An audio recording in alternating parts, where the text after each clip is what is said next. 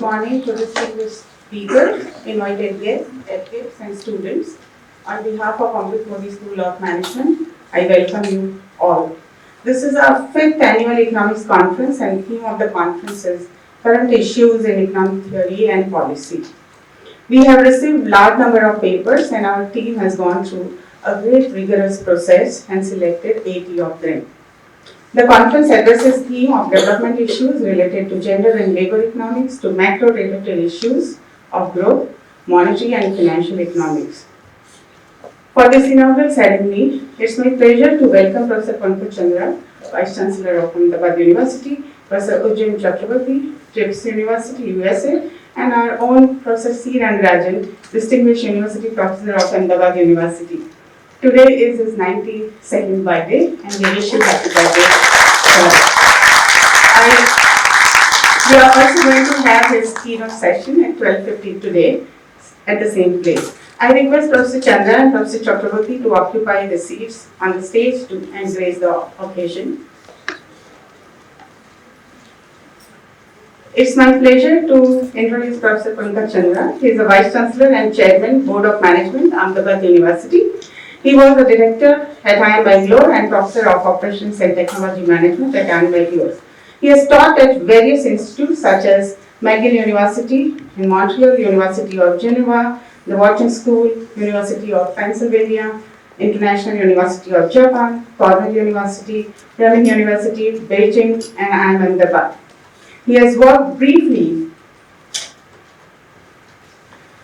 with the World Bank at Washington, D.C. He was the chairperson of doctorate program at IIM Ahmedabad. He was part of the founding team and Center for Innovation, Incubation and Entrepreneurship at IIM Ahmedabad. Yes. I would request Professor Chandra to give a welcome address and bless the occasion. Thank you so much, madam. Foremost, welcome to all of you to Ahmedabad University. Professor Rangarajan, such a pleasure to have you here today. Most people may not know, but our entire activity around economics, and especially the economics program, and especially this conference, actually started with the thinking and support of Professor Rangarajan. So, pleasure to have you here today. Welcome to Ahmedabad University, our keynote speaker today this morning, and my colleagues and guests who are here for the conference.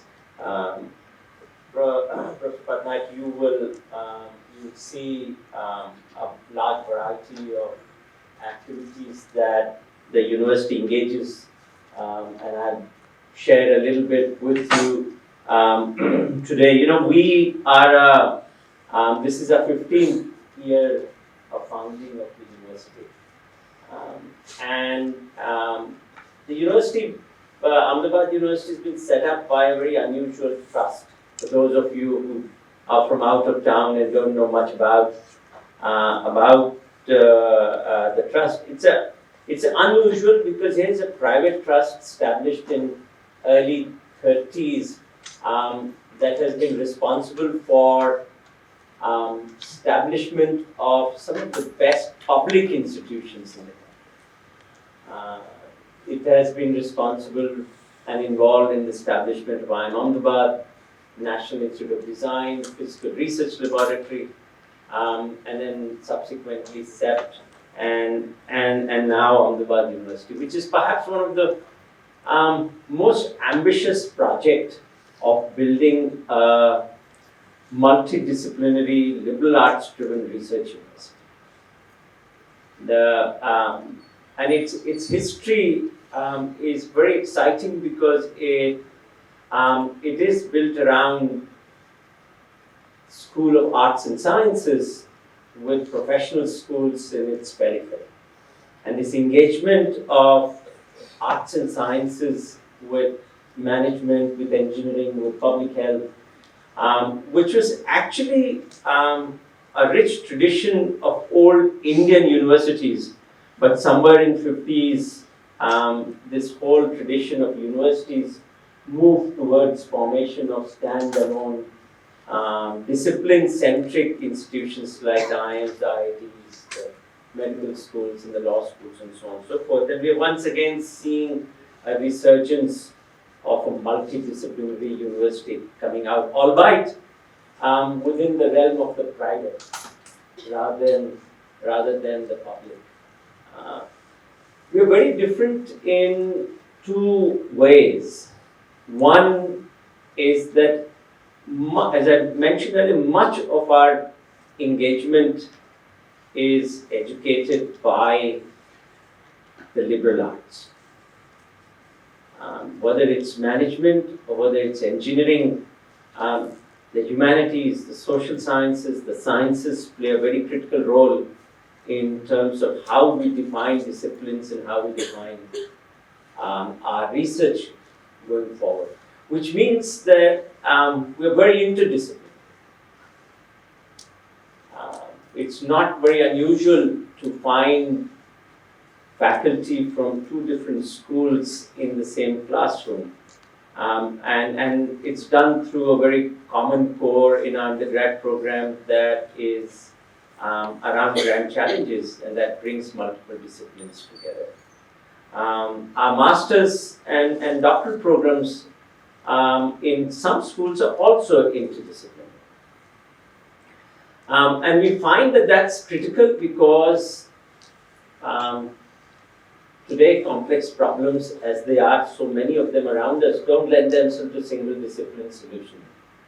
You need multiple knowledge systems to come together to be able to think about ways of addressing these big challenges that are around us. So that's one very unique identity of the university. And to support it, governance-wise, we don't have departments. We have schools, and schools are sentinel entities which are largely very porous to be able to, for a young student to be able to take courses across, for faculty to do research across disciplines, and work with a whole lot of others to do work which is impactful. We are also very experiential in terms of our learning and teaching approaches, and increasingly projects become the course. And lastly, we strongly believe that in the 21st century, where boundaries of disciplines are a little bit becoming blurred, learning to ask questions becomes one of the most critical skills that somebody can carry out of an educational institution. So research thinking becomes another integral part of our approach towards education and consequently research. So that's, in a nutshell, for you. We have 4 schools and we have 8 centers, which are around some very interesting domains ranging from heritage management to cosmology. And the university is a universe of learning to us. In the context of our conference today, so delighted that this is the 5th conference. We've come quite some ways. But there are 3 massive challenges that face us. And since you are economists, I'm quite sure many of these are at the back of your mind, or perhaps ways in which you can find directions to address them. The one first is unemployment and the structure of the economy. I mean, it's a very big challenge that India faces. The unemployment rate is anywhere between 8 to 10%, which is very high. But the worst is that between the age group of 15 to 24, where the GER is about 25, which means 1 in 4 of eligible students is not in college in that age group. The unemployment rate is 40%. And about 8 to 10 million young people enter the workforce every year, or become eligible to enter the workforce. I shouldn't say enter the workforce. And as the structure of the economy, which has remained quite rigid in quite some ways, with 18% of GDP coming from agriculture, another, I guess, 15 to 17% from, or 20%, I guess, from, or thereabout from industry, 28% from industry. Manufacturing is still very less, and the remaining from services, tells me that there is something very dramatically wrong. Can India do without manufacturing? I know there's been a book that has come out recently and been going around talking about services being the way forward. I think there's a very big challenge there. With the kind of skills that young people are carrying, and the kind of skills required for high-end services, which will generate a surplus, I think there's a big gap between the two. So the question really remains before us: how is it that we're going to bring? In my mind, how do we bring manufacturing more to the fore? And it's also challenging in quite some ways, because I don't know if you've been reading this very interesting paper that has come out recently, which is saying that as technology intensity and investment in capital has grown, the premium on skills have come down. And it's not very untrue. You know, I don't know if you've ever been to the plant of Reliance in Jamnagar. If you go there, it's probably one of the most advanced refineries that you will find around the world. And a fresh chemical engineer who's recruited goes and sits before the terminal and for 6 hours or 7 hours just watches certain parameters. That's de-skilling. And this is an absolutely automated facility with very high investment in capital. So I think we need to little bit rethink on how investment in capital, how growth in productivity, how improvement in manufacturing, and how skills are going to all come together to be able to change the structure of the economy. In my mind, that's a very massive challenge. The second, and we were having we were trying to set up an initiative here at the university called Ahmedabad AI, and we were having a conversation yesterday. The data science and AI are definitely there for all of us to grapple with.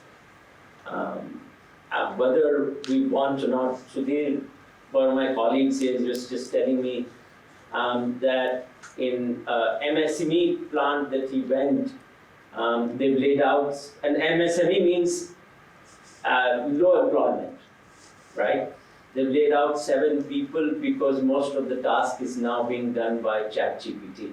Whether it's writing a tender, which is writing a JD, putting out an article, doing many other things.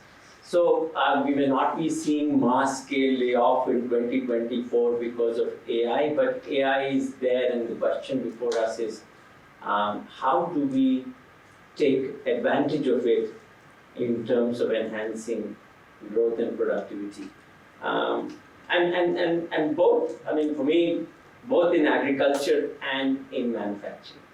I mean, if agriculture productivity doesn't change very dramatically, and if there is talk of and examples of data science and AI playing some very interesting role around the world, I wonder if that's a way here, and what would it take to do that, as well as expand investment in manufacturing.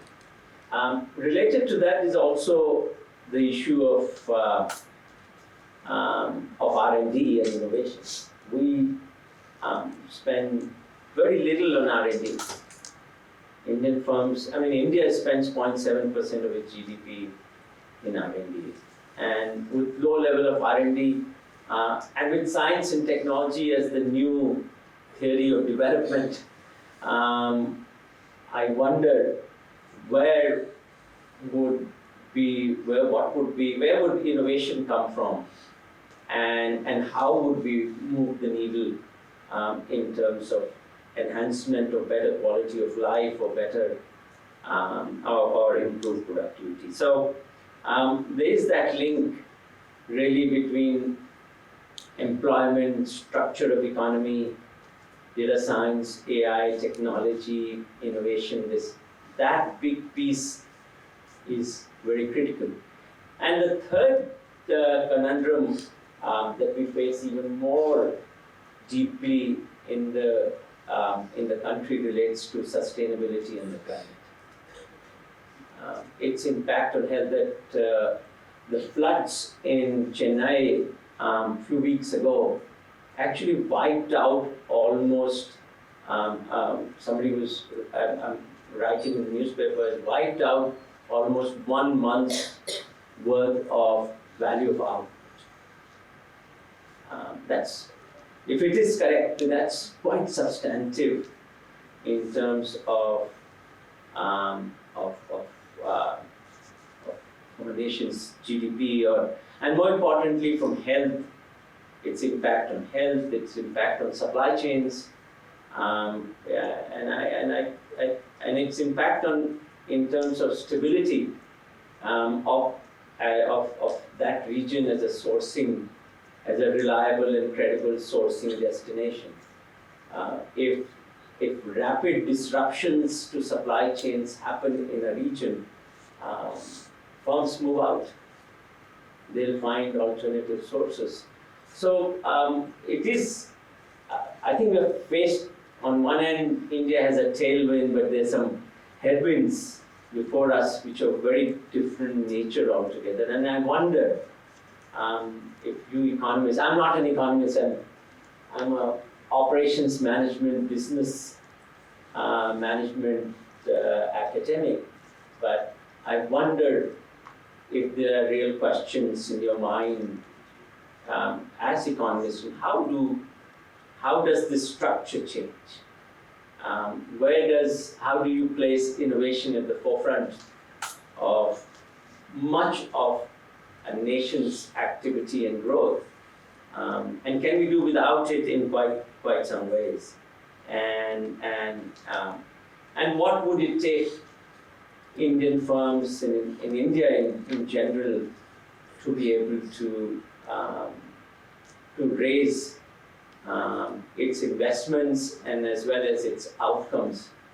Because the possibilities due to new technology are immense, whether it's biotechnology, whether it's AI, whether it's automation and robotics. The possibility of innovation and its contribution to the society, and consequently leading to newer kind of firms and newer kind of employment, is much, much higher today than what it was before.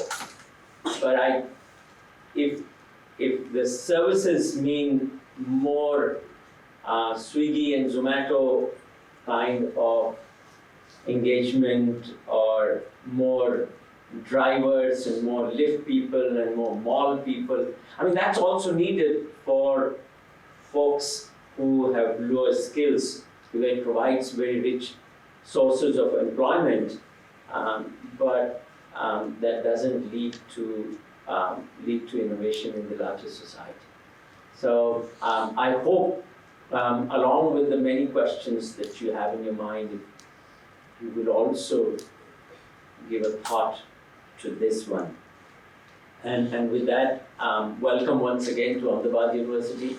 I hope you have a nice couple of days, and if there's anything else that we could do to make your stay more comfortable, please let us know.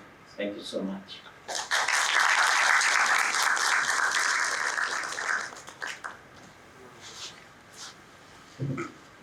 Professor, for illuminating our gathering with your insightful welcome address and setting the tone for enriching discourses at the conference.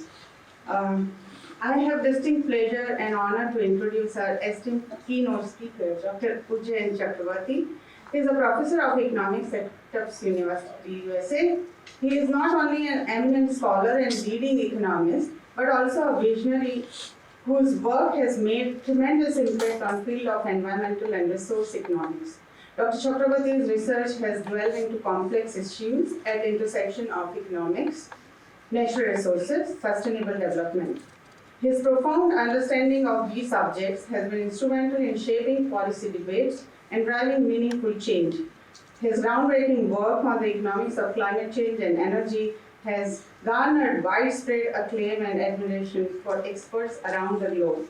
His research publications are highly regarded for their rigorous analysis and innovative approaches to addressing critical challenges in the areas of energy pricing, technological advancement, and environmental conservation. His current work involves estimating the economic benefit of reliable electricity in rural India, studying groundwater market in India and China, and effect of US biofuel mandates on world food prices and poverty, and relationship between deforestation and household time allocation. His research has been published in mainstream academic journals, including American Economic Review, Journal of Political Economy, Econometrica, Journal of Environmental Economics, Management, and Journal of Economic Dynamics and Control. He is on the editorial board of Journal of Environmental Economics and Policy Studies and past associate editor for Resource and Energy Economics and Water Resource Research. He is co-editor of the book India and Global Climate Change, published by Oxford University Press. Today, he is going to speak on targeted subsidies for water conservation in smallholder agriculture. I request Professor Chakravorty to deliver the keynote address.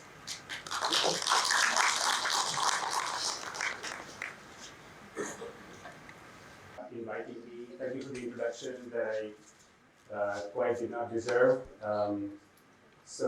It's great to be here. First time in my life. I grew up in India, but never been to Ahmedabad. It's such a beautiful city, and I'm really enjoying it. It's a pleasure. I really look forward to all the talks today and tomorrow. My presentation is, mostly about some work we are doing in Bangladesh, and it relates very much to what our colleague professor said a few minutes ago about the need for reform in different sectors such as agriculture. This is more relevant these days with the concern for climate change, greenhouse gas emissions. So I'm going to talk about subsidies for water conservation in agriculture, and just explain to you, it's a very specific topic, but there are a couple of lessons you can draw from this exercise, which is still ongoing. And one big lesson is how technologies that are developed in the lab and show really promising results don't work in the field. Okay, so this is what we are slowly learning. This work has been ongoing since 2014, 2015, large-scale randomized control trials in Bangladesh.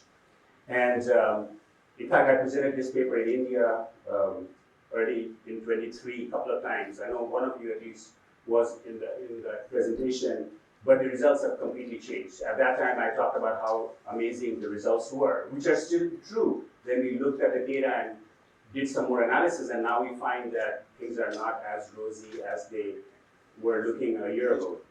So that's one lesson. And I think it also relates to what was said earlier about how when we think about economics, we think about human behavior, right? And how technologies are, the success of specific technologies depends on incentives. And so hopefully these lessons would carry through by the end of our talk here. So this is work with a few colleagues. Kyle Emmerich is a colleague of mine at Tufts, and Humna Bhandari and Ashraful Habib are scientist. Hunat is actually an economist at the International Rice Research Institute in Bangladesh. And this is a talk about rice production. Why is rice production important? Well, a lot of people eat rice. Rice, as you know, requires a lot of irrigation, right? It requires flooding of the rice fields. By some estimates, 55% of all the irrigation water in the world is used on one crop, rice.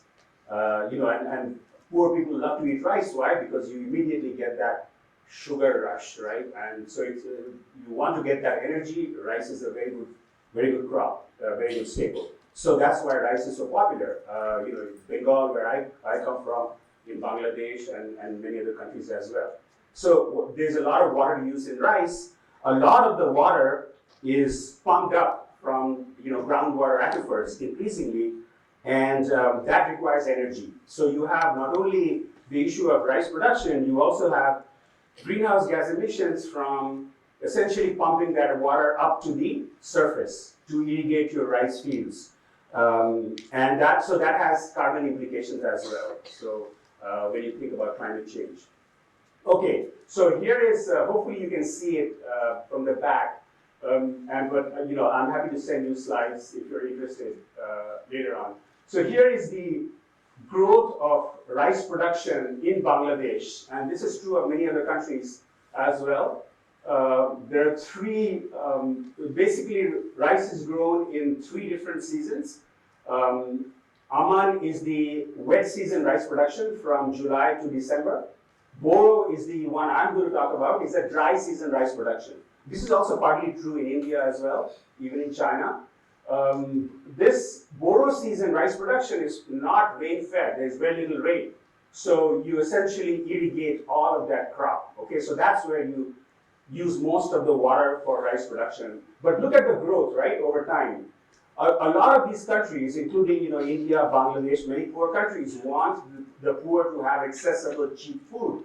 And how else to do it except to do massive rice production, right? People are also worried about imports. That has food security implications. So look at the growth of Boro over time. It is the largest contributor to rice production. This is coming on the back of irrigated agriculture and groundwater extraction. Okay, so look at the number of irrigation tube wells went up in Bangladesh 15 times. Tushar Shah, who is here in Gujarat, has written a very well-known book about the proliferation of tube wells in India. Okay, in the last 20-30 years. I think his numbers were like 20 million or so. Same thing is happening in many countries, China as well. So rice self-sufficiency considered a big policy win. Why? Because the government wants a lot of rice to be produced at low cost. So when you worry about climate change and resource degradation, you worry about sustainable agriculture, right? So how do you grow all this rice? You're essentially using groundwater, which is open access, right? You can just drill a tube well, extract the water, which is free. Of course, you have to spend energy to extract the water. But because it's free, as most economists know, that leads to over-extraction. This pumping that you do, when you extract the groundwater from aquifers, is using essentially carbon-producing energy, right? It's rarely solar or other clean energy forms. It's either diesel or electricity.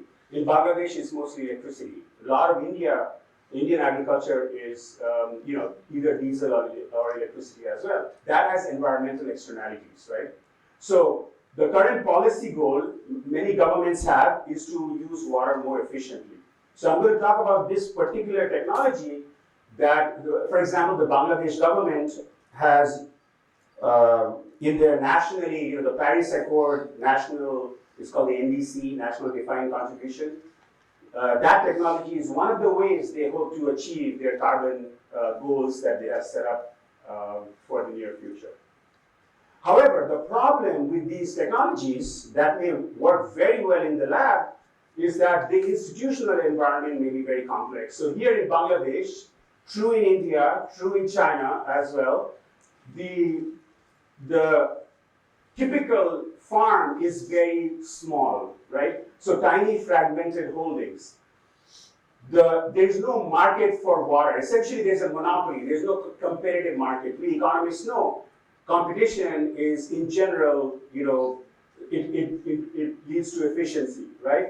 So here in Bangladesh, the context we are looking at, each farmer has such a small amount of land that it's not economically feasible to drill a well in their land, unlike, say, in the United States. A typical farmer in the US, in the Midwest, might cultivate, 600 acres, with 300 hectares.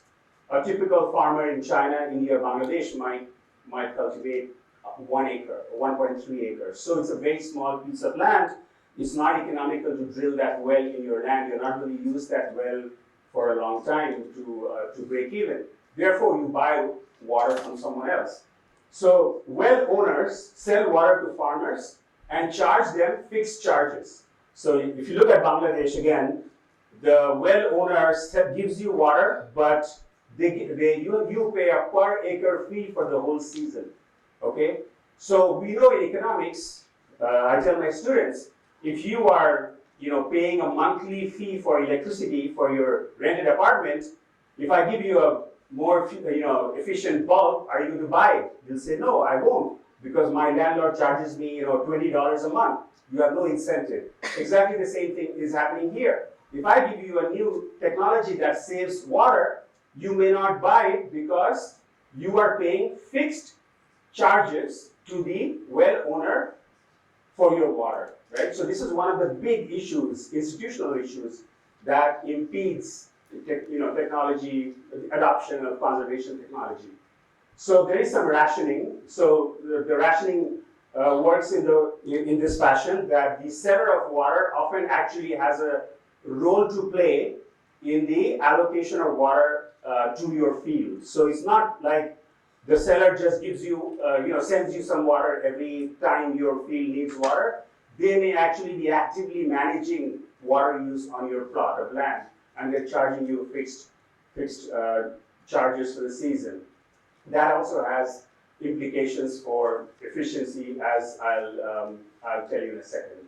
So again, the takeaway is how if I were to introduce a more efficient way of irrigating your rice crop, how would those benefits be distributed among these different parties? The seller of water, the buyer of water, which is the farmer, and the environment, if you're interested in overall reduction of groundwater use and CO2 emissions, for example. Okay? So who benefits? The question is, who benefits from water-saving irrigation technology in the presence of village water markets? Okay? Farmers, if profits go up, if you adopt a more efficient technology and your profits go up, you benefit. Well owners, if pumping costs fall, because the well owner is extracting he or she, mostly a he, has the pump, right? They sell you water, collect free fixed water charges. If I give a technology to the well owner and say, look, it reduces your water use by 40%, their costs go down, right? But they may not transfer the profits to the farmers. They might still charge the same amount to the farmers, reduce their costs, and they have increased profits by 40%. This is what we found until last year, but we have some new results that tell you that the story is not as simple.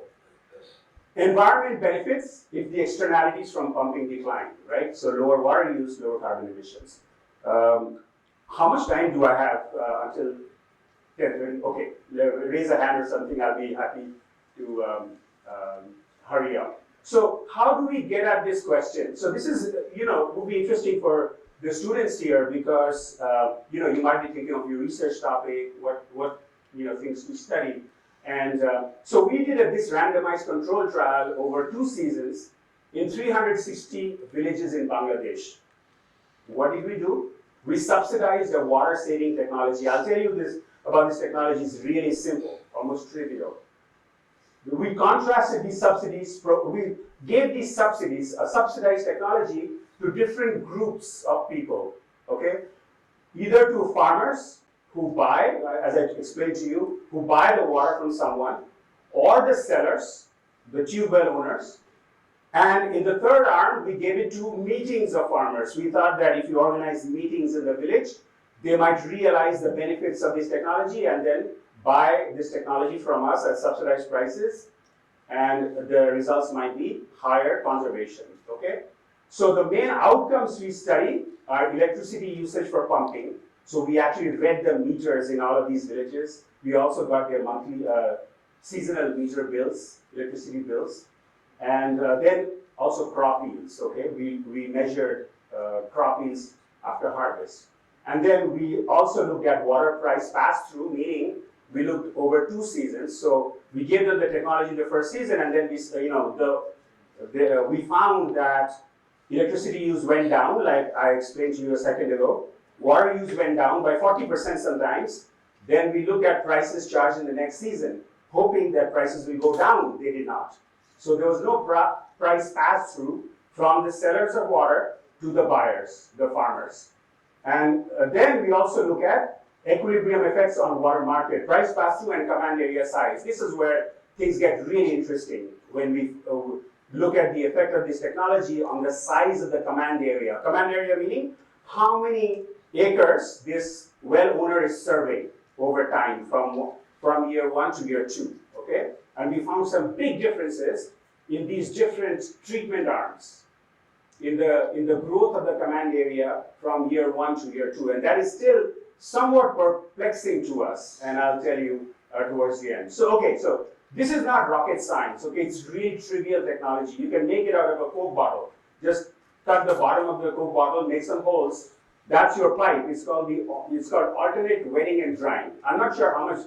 I'm sorry, I'm not very familiar with Gujarat agriculture, how much rice is grown. I know Bengal grows a lot of rice, Punjab grows a lot of rice. AWD, alternate wetting and drying, is a technology known for at least 4 decades.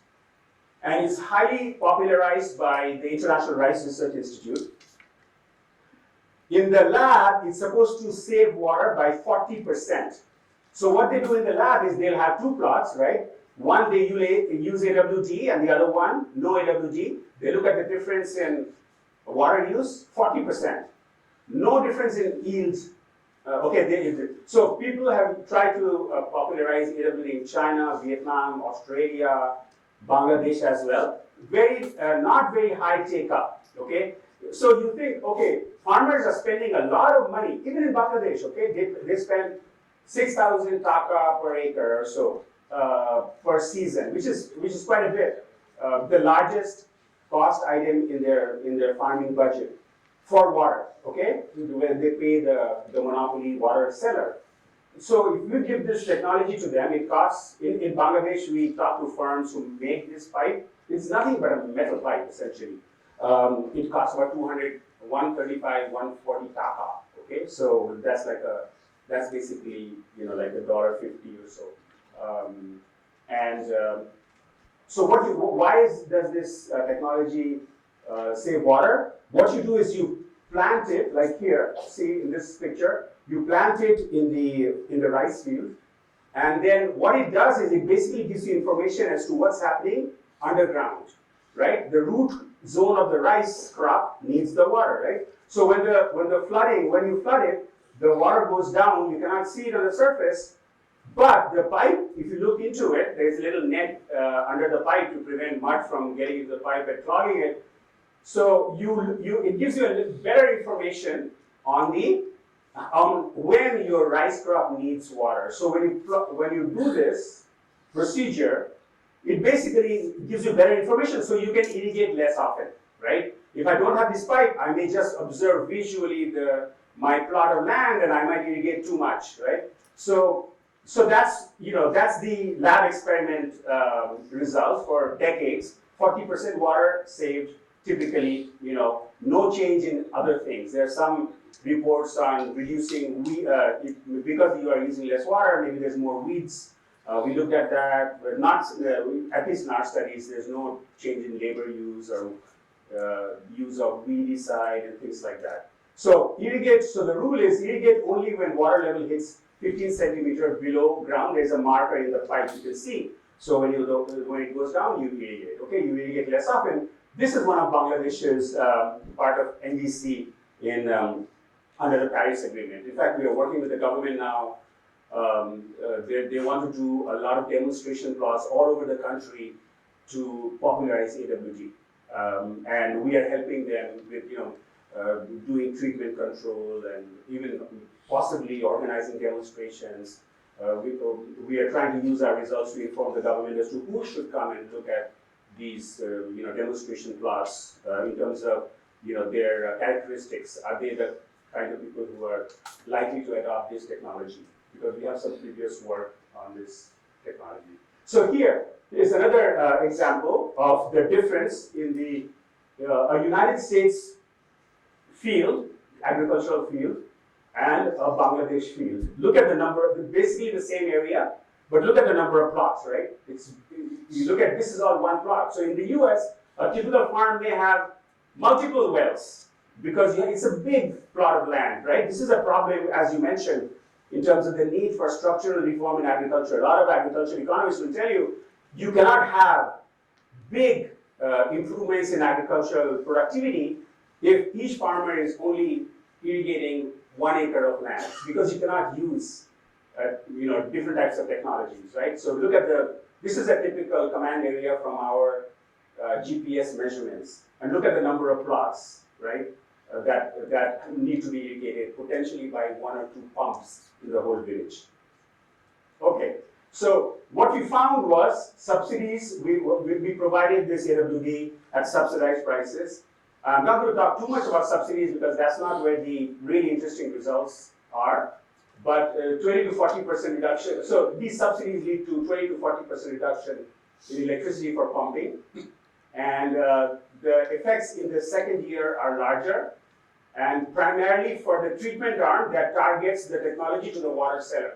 Because I told you, we looked, targeted either to the farmers, then to the water cellar, and to meetings of farmers in villages. Okay, 3 different arms. We found big results in the water cellar arm.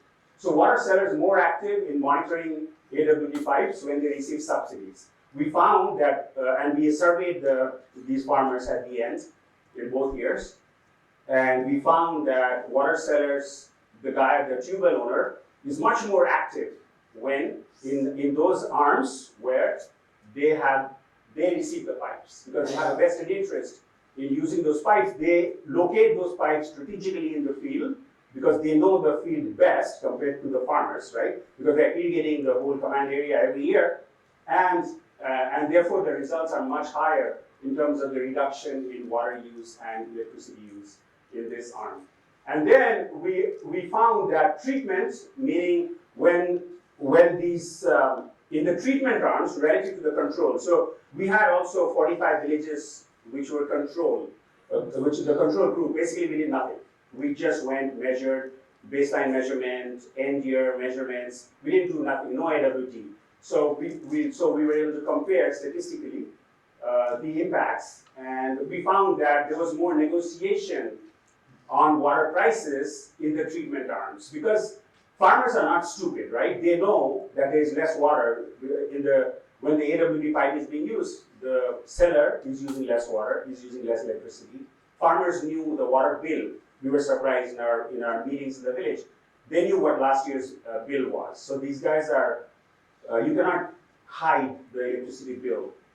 It's public knowledge in a farm where most, you have your long-term relationship with each other. But there was an effort to renegotiate prices, but there was no success. They did not get lower prices. No evidence of price pass-through. Crop yields unaffected, and initially surplus captured by water sellers, but, so we will leave. What happened was, in the second year, we noticed that the growth, there was a shrinkage of the command area in the treatment arms relative to the control, which we totally did not expect. When I gave this talk last year, I did not mention anything about the command area. I said, look, in the water sellers arm, we know they have incentive to adopt this technology, reduce their costs, and increase profits. That was the conclusion of the paper. Turns out, it's not so simple, because we found that relative to the control group, they expanded the number of farmers they serve from year 1 to year 2. But in the treatment groups, the number of farmers served shrank. And we were very shocked. We are still sort of grasping this result and trying to understand why. I'll tell you a little bit more. It basically, in the longer run, so this technology gives you great benefits in the short run, just like the International Rice Research Institute predicted. But in the long run, with entry and exit of farmers, the benefits to water sellers actually disappeared. So why did it disappear? Because the farmers at the fringe of the command area did not stay in the command area, they took off and went, either they did not cultivate in the second year, or they did not, or they went to a rival command area. So we are speculating as to why. We need a little more data now to understand the mechanism. We think what happened was, because this pipe saves, essentially it saves water losses, right? So I'm flooding the fields, now I have this pipe that gives me better information to irrigate the crops. So I'm basically stingy in terms of irrigation, I save 40% water. So where did this extra water that originally was being lost without the technology, where is it going? Now it's not being pumped up, right? So we think what is happening is some fields were getting this water that was lost. See, all the ditches in Bangladesh are kacha ditches. They're not cement. They are basically earthen ditches. And so there's water essentially being flooded, and there's a loss of water. Now that water is not lost. It might be going into someone's field, right? So next year, what's happening is, because in the arms where this technology was subsidized, next year some farmers see that they don't have much water. They may not know what the reason is, and maybe they are not cultivating. So we saw a shrinkage of command area, which actually seriously impacted the profits of the water seller in the second year. So the result is, it's still a question mark. So this is a very classic example of unintended consequences. If we had finished our study and did not look at these results in terms of the boundary of the area, because we know we mapped all the command areas in our sample, and we know exactly how many farmers were taking water from you in the first year and the second year. We find that big differences between the treatment and control arm. Okay, so that's basically the story. I told you what the key results are, and I'm going to quickly go over some of the details. Okay, it might be interesting to students, for example. So there's a lot of literature in development economics on how to make groundwater extraction more sustainable. People have looked at community monitoring. There's a recent paper on Rajasthan by Ryan and Sudarshan on rationing electricity use at a larger scale. They look at essentially the fact that in some areas of Rajasthan is very dry. You are only allowed like 6 hours of electricity use, and they find that that is approximately efficient. And there are other papers, mostly from California, which look at the effect of the effect of prices on water-efficient technology. If water prices are not market prices, that leads to people not adopting technologies, like the example I gave you earlier. So this paper, what it does is understands how benefits of technological change may be distributed in smallholder water markets. This is another example, of a situation which is very typical developing country. If I take lessons or look at the economic studies from California or other states, or in the U.S., in terms of how they examine how water markets function, that might not give me a really good idea of what happens in India, Bangladesh, China, because the institutional arrangements are so much different. Okay, so I'll run through this quickly because I think we can leave some time at the end for feedback and questions. So give you a little context of the RCT, and then tell you a little bit about a conceptual model that we're still working on, and then the design of the experiments and results and conclusions. So I essentially told you most of the story this rice production happens in 3 seasons. Boro rice is the big 800-pound gorilla. It produces a lot of rice. Privately owned tube wells. Most of Bangladesh, some areas in Bangladesh where the groundwater is very deep, the government has actually subsidized deep water tube wells. Those work a little differently. They have debit cards, and technically farmers can apply for a debit card and go to the pump and put their debit card and extract water. It often doesn't work that way. But we have another paper, the same group, looking at that type of system. But this is all relatively shallow groundwater and with private monopoly, local monopoly tube wells. Tube well owners sell water to neighbors. Owners help manage irrigation, sometimes irrigate multiple fields at once. So the owner might, today they might irrigate northeast of the command area, tomorrow they might irrigate southwest. They push the water, they open the gate and push the water in that direction. And all of us, if we are all, we have plots in the northwest, we might all get irrigated at the same time. So it's difficult to exactly measure how much water you got versus how much water I got. That's another reason why owners don't charge you individual prices. They charge you a flat rate per season, per acre. So here is an interesting picture. So you can see this is the command area. These are all, I don't know if you can see the different shades. These are different plots of land. But the blue is our mapping, our enumerators mapping the ditches. Okay, so notice what is happening. The well is somewhere here, and the water comes this way, and it goes this way and this way. But there are plots inside, right? They don't have ditches coming to their farm gate, right? So how do you irrigate this plot? Well, you have to send the water basically from here or somehow from here. You're going to flood this whole area, right? And then the water gets to your farm. So there's a lot of spillovers. If my field is being irrigated, yours will also be irrigated at the same time because of location. So it's not possible for the owner to charge me a price and not charge you a price. I mean, you may not want irrigation, but you still have to, but your field will still be irrigated, right? So this is one of the big issues with thinking about conservation technologies, which work very well in the lab, because in the lab you don't have this type of institutional setting, right? You don't have this spillover problem. Okay, so so buyers pay with per acre fees. All wells have electric meters, so we did not take villages with diesel where diesel is being used. Tube well owner pays pumping costs. They pay the bill every season. No price discrimination, essentially. So everyone in the village pays a flat price. A typical village may have 2 command areas, 2 tube wells, one serving one area and the other area. And we also looked at, okay, there's no price difference, but are you allowing some farmers to pay in installments? Maybe I have a deal with the water seller and I'll say, hey, I can pay you at the harvest time because I want to postpone my payment, or I can pay you, the water seller wants payments in advance. Usually the farmer pays them 2 installments. So we looked at whether, the price pass-through that I talked about earlier is happening through delayed payments, and we did not see any evidence of that.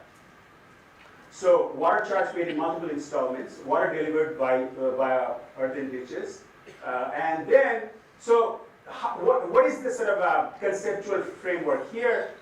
We are essentially looking at a kind of a model. So I did not write down any equations. We have a model, but it's not the greatest model in the world, and that's still in progress. But basically, the idea is that.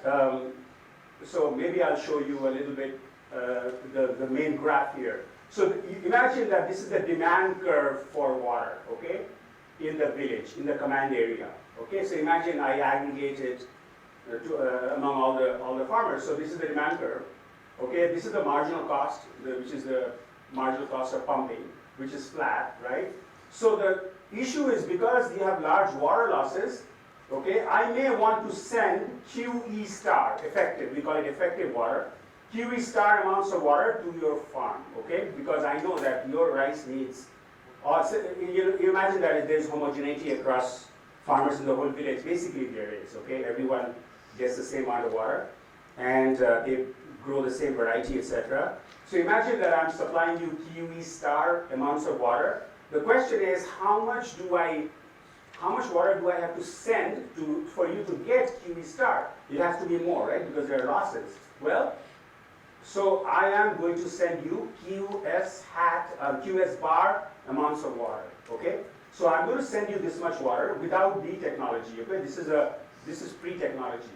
So here is Q water sent, here is water received. So I'm going to send you so much water.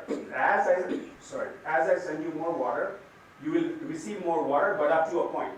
Beyond the point, if I give you even more water, it doesn't help your crop, right? So basically the line becomes flat. So without AWD, this is my line. I have to send you a lot of sent water for you to get a corresponding received or effective water. However, so the question then is, how much would this seller charge the farmer? Well, see, the seller is making a loss, right? So the total cost to the seller is the area B plus D plus C plus E, because I've sent you so much water. However, the total benefit to the farmer is the area of the demand curve, right? A plus B, right? So how do I price in the water in this situation? So what the owner does, they practice perfect price discrimination. They extract all your surplus. Well, what is the extra surplus? You basically extract A plus B, which is what you see in fixed water charges. Every year at the beginning of the season, at the beginning of the borrow season, the water seller says, this year, you guys will pay me 5,500 taka per acre, in 2 installments, okay? So that's your extraction of the total surplus from the farmer, okay? Now, what happens when you adopt this conservation technology? Essentially, the amount of water sent goes down, right? I still want to target QE star amounts of water, but now I will send you QS hat amounts of water. So essentially, what the owner did is they saved money. How much money did they save? Before I was sending you QS bar, now I send you QS hat. Unfortunately, this QS hat coincides with the demand curve meeting at the x-axis, but don't worry about that. That's not necessarily the case. So anyway, now I have saved the area E because I have reduced cost because of this technology. Okay, and the line, this blue line, is now with the technology. This line shifts from here to here. Okay, so I apply less water and I save money in terms of my pumping cost. But the yield is not changed. See, the farmer still gets QE star amounts of water. The output does not change, and the price is the same. Why? Because although my cost went down, I don't need to charge you less prices. I can still extract the whole amount from you. Okay, so I'll wrap up quickly. Okay, this is all very clear. Crop yields don't change. Pass through, we don't know, right? So how did we do this? Should I wrap up in 5 minutes? What do you think? I have time? Okay. So this is we did this in 360 villages. All the treatment is at the village level. So every village gets the same treatment, either the owner arm or the farmer meeting arm or the individual farmer arm, right? Because you don't want spillovers and messy stuff to happen in the village. This is in Moimonshing and Kishoreganj in northern Bangladesh. So we essentially offered the pipe at 30 or 60 Bangladesh taka, which is 45-50% subsidy. So door to door, we knocked at farmers' homes and said, look, guys, this is at the village level, the subsidy is decided. This is the pipe that's available to you. Do you want to buy it? Yes or no? And we tell them, this is what the pipe does.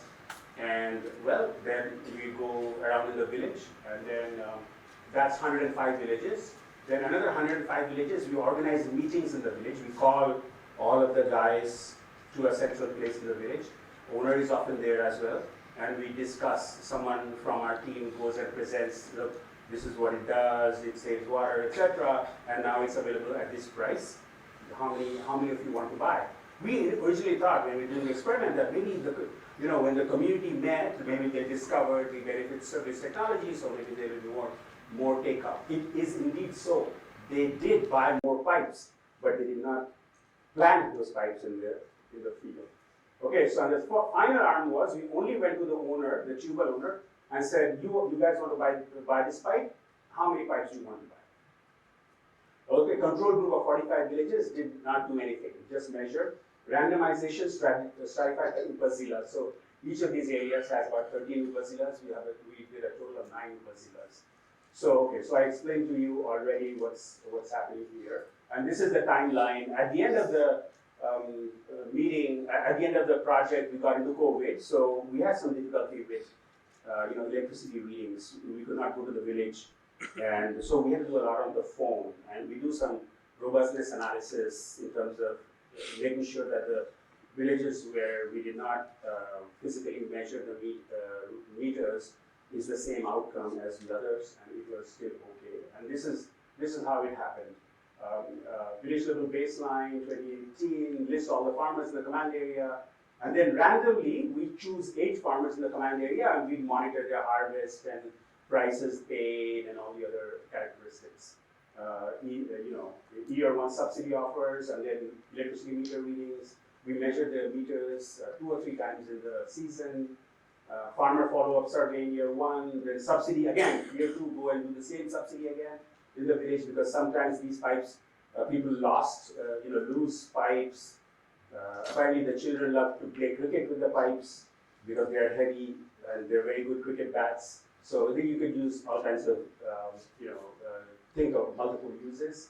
And then Y2 electricity meter readings and Y2 follow-up survey on the phone. Here is one of our enumerators, on a pole. Sometimes the meters were unreadable, they were broken, but we had to go around that problem. So here is the some basically baseline stats. You can see different groups: control, door-to-door, meeting owner, number of farmers 16, 17, 19, 17, p-values, total acres 12, 14, 16, 13, water price 5,700, 56, 55, etc.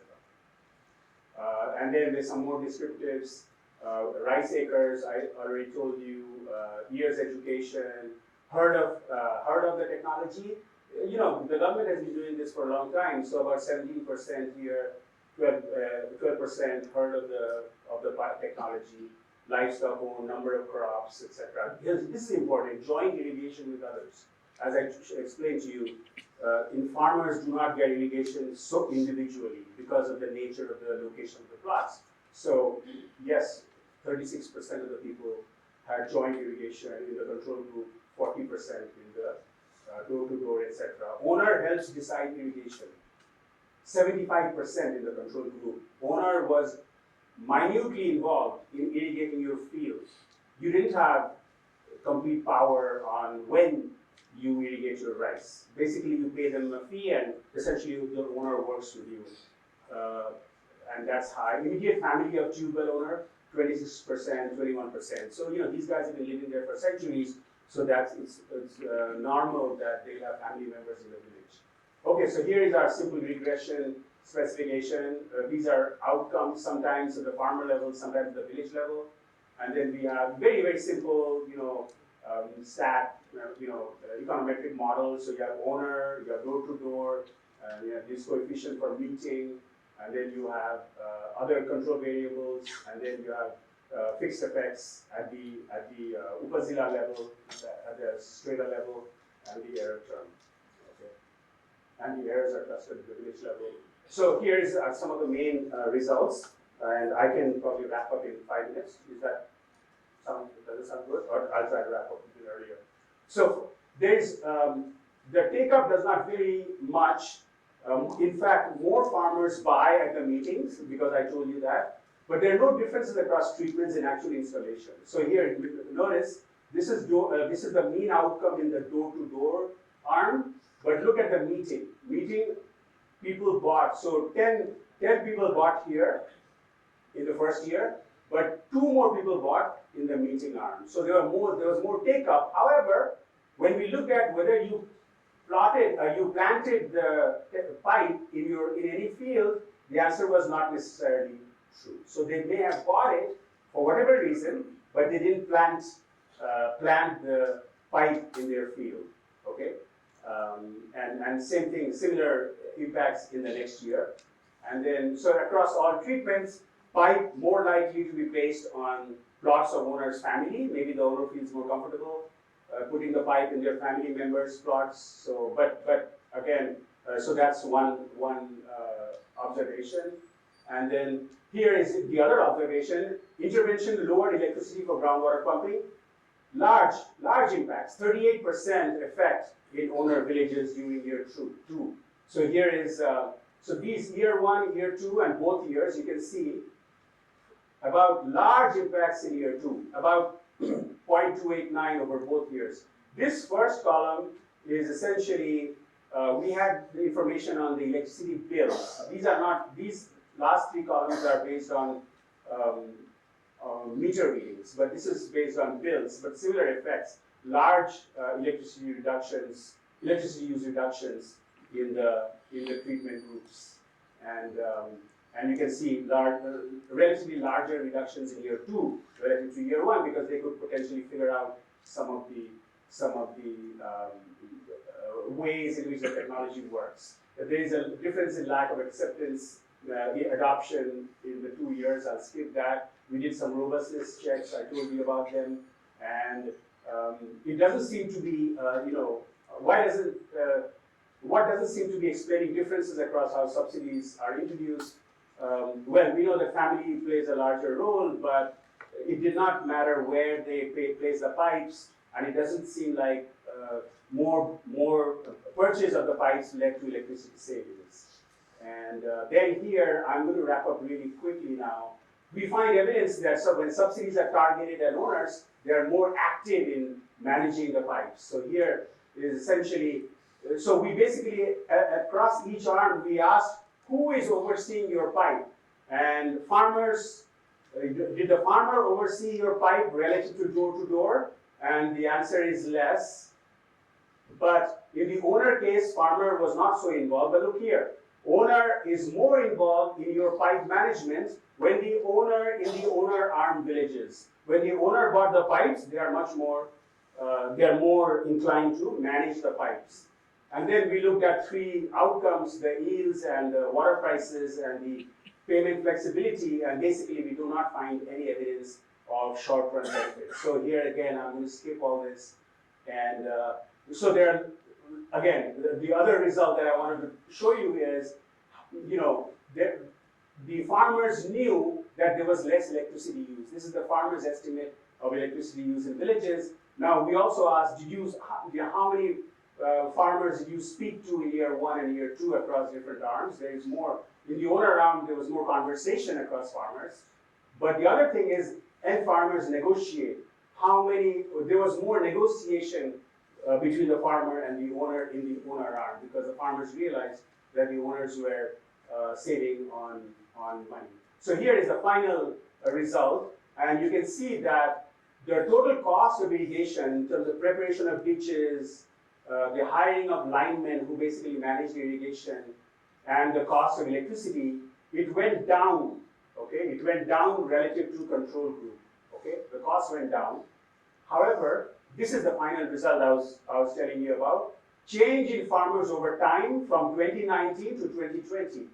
All of the, essentially the changes, the number of farmers increased in the command area for control, owner, and control, meeting, and door-to-door, but for the owner, it's relatively flat.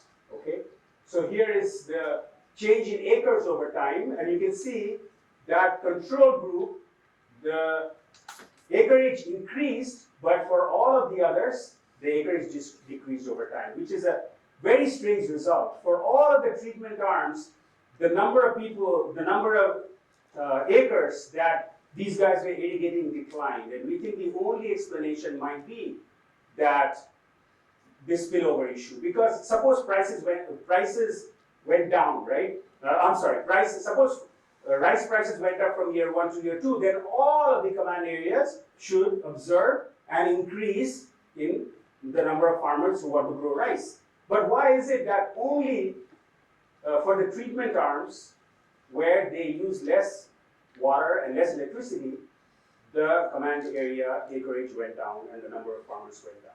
So this is still a very, somewhat not completely finished in terms of the mechanism. We hope to collect a little more data to see if we can a little more accurately identify which of the farmers are the ones who are leading after the first year and going to the second year. It's hard to say. Also, it's hard to say which farmer is getting water from what source, right? If they're getting spillover water that is being lost, from these ditches, it's difficult to identify that. Okay, so speculation on mechanisms: less pumping, less spillover water available to serve other fields. Maybe their capacity went down, which is not a very good explanation. Seller reputation harmed by not sharing any surplus. So you are not reducing your price, you're making more money. So I say, okay, bye-bye. I go to the rival seller. Could that be happening? But then the rival seller cannot give me a lower price because they don't have the technology, right? So it's not clear that there is a migration across command areas as well. Okay. So I basically told you all of these main results. The takeaway is that, look, in the short run, there are clear benefits. In the long run, everything disappears.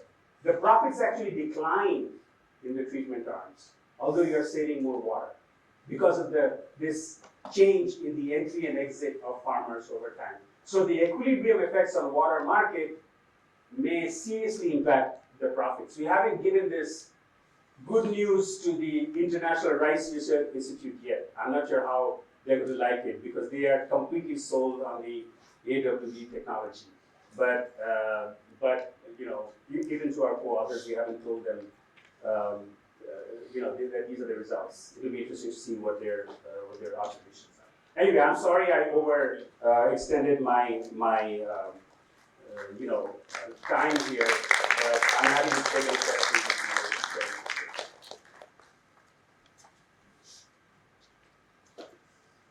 So we have 5 minutes and the forum is open for question and answers. We can take at least 2-3 questions. An interesting talk. So I have a kind of a technical question. So in the control group that you mentioned, so what has been given to the control group? Nothing, right? Zero. So when you are giving them discount treatment, right, you are giving them subsidies, right? And at the control group has nothing. not the control group. Yeah. The other groups. Yeah. You are giving them subsidies, and then one group you are also doing the meetings. So what I'm trying to say is that I think when you are giving them subsidy, the one thing is kind of reducing your credit constraint if there is any, or credit or liquidity credit constraint mainly. That's what it's addressing, right? That's one barrier to adoption. So it's a village level treatment, right? So Yes. Some villages got a lower price. Yes. Some villages got a higher price. So the villages that got a lower price, it's basically their credit constraint is getting relaxed. Right. At the same time, they are also getting an information, because now that they are getting the discounts, that kind of makes them more aware of it. So can you interpret? So I think that there are two different constraints kind of getting relaxed here, right? So one is the credit constraint, the other is the information friction constraint, if any.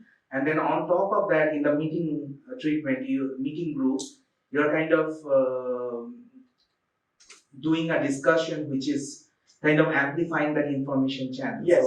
Yes. So that's kind of one of the comments I have is, can you interpret this just kind of more than giving a subsidy? It's also giving some information. So it's a combination of a subsidy. Yes. We definitely gave them more information, and you can see that the more information. So irrespective of the amount of subsidy. Well, I didn't talk too much about subsidies, and we should maybe remove the word subsidy from the title of the paper. But basically, the subsidy did nothing. There was nothing serious or earth-shaking about the subsidy arms, because the subsidy was given at the whole village level, right? Now, the the subsidy was a small subsidy. I mean, basically, the difference per pipe may be, 30 taka or something. Now, you talk about the water bill is 6,000 taka for the whole village. So, if you bought 10 pipes, 30 taka subsidy is 300 taka. So, it's a relatively small amount. So, not clear how much that role that would play. Now, you are right about the information. I mean, that you can clearly see. They bought, large amounts of pipe. Although they did not use, there's not significant more usage in the farmer meeting arm relative to the other arms.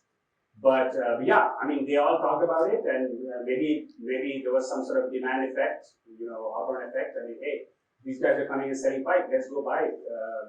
And we didn't see the pipes in the field.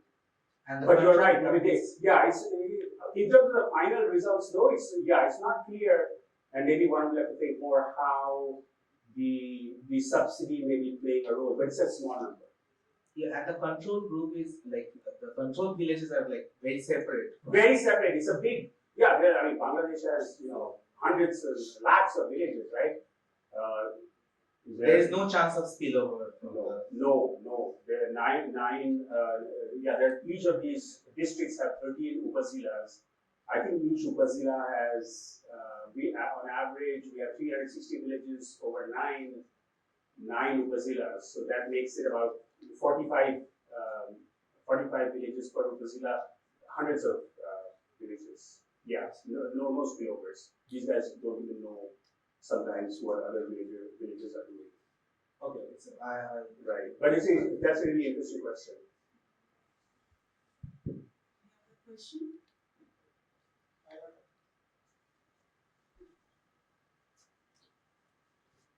These are excellent lecture. If there are no spillovers, sir, what do you expect in year 3, year 4, going forward? What do you? If there are no spillovers. Yes. So, what we thought, we have to stop the project. This is the problem with our cities, right? We have to stop it 2 years because sometimes there's no budget, etc. Well, we were thinking, ideally, that the farmer is saving 40%. This is electricity meter readings, right? So we were very delighted that the owner arm was saving so much money. So they would keep the pipes like they're gold, and we saw it in some villages. They would wrap them up in nice dori, rope, and keep them in the storehouse of the village to be taken out next year because because they have the markings and so forth. So yeah, I mean, we thought, well, maybe in the village things get lost, broken. So periodically you can go back and sell them the pipes, and this could be fabulous. We were ready to go to the government and say, look, don't go to the typical farmer. Don't bring these busloads of farmers to your demonstration plots because it's a waste of time. But the government is still targeting individual farmers. Individual farmer has very little role in water management. It's the guy who's selling you, it's called a deep driver sometimes for some reason, or water seller. Now, we said, bring these folks to your demonstration plots because they are the good candidates. At least, even if they are not sharing the profits, the environment benefits because there is 40% less water use. The global warming community benefits because there is less emissions. Bangladesh emissions are primarily from energy use is primarily from coal, right? So there's less coal being used, and agricultural electricity use is the largest, fastest rising component of electricity use in Bangladesh because everyone, like Usha Shah has said very well, everyone is drilling tube wells and extracting groundwater like it's free. And so that's what we were expecting. That look, this is remarkable because now forget about these folks, the farmer people. Let's target the seller of water. But now we have this result, and we have to deal with these spillovers. Now, let me tell you, this is not new. In California, they have observed that when they were extracting, Los Angeles has no water, right? It was a desert. Then these people basically stored water from other parts of the country. So they constructed canals and said, okay, there is a lot of water in Arizona. Let's get a canal and ship this water. Even some of the rural areas around California, they basically store. There's movies made about this. I think there's a movie, I forget now what the name is. Anyway, you extract the water and then you ship it to Los Angeles, right? The problem was some villages suddenly find that there's no more water coming. They didn't know that it was coming from all the ditches that were being used for irrigation. Same thing is happening kind of here. That's what we think.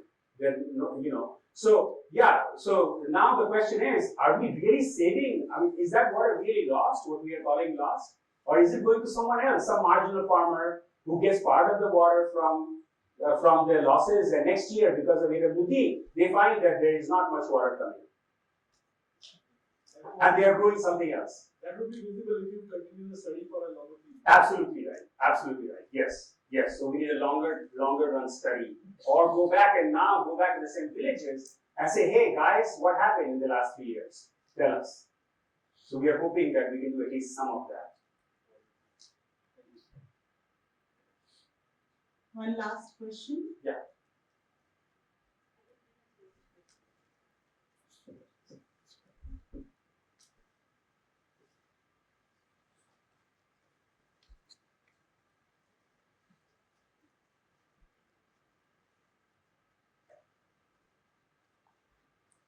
Greetings, sir. My question is, can we adopt some plantation variations in price, like you mentioned, the ditches were losing waters, and to transport the water in the core of the field, as you saw in the graph, uh, can we use millets in the core of the field? It would use less water.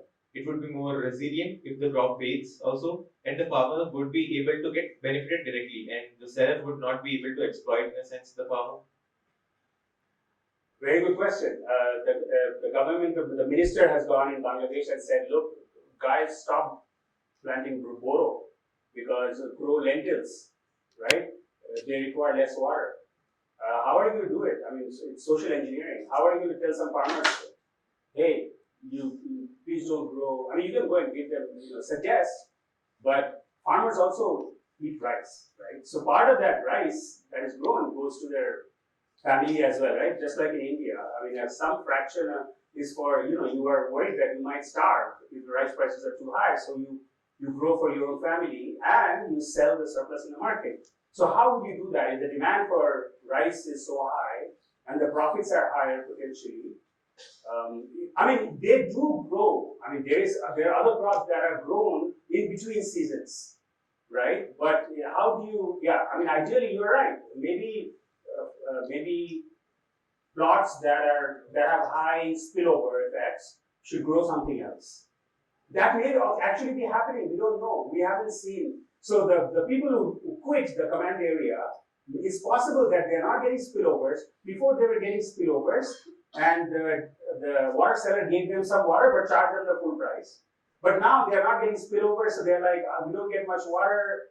So maybe I can grow, so I can grow millets or something else. That may be happening, but it doesn't show up in our data because we didn't ask them that, right? So it's possible that some of these other effects are going on. We don't understand exactly what is happening in these villages because we stopped the study.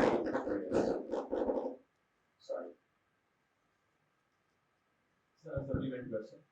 While drawing parallels to the Bangladesh study of rice, can we draw a parallel of the same to growing sugarcane in India? Because sugarcane is yet an water-intensive crop, and with the increasing push towards ethanol, the sugarcane is the main source of ethanol.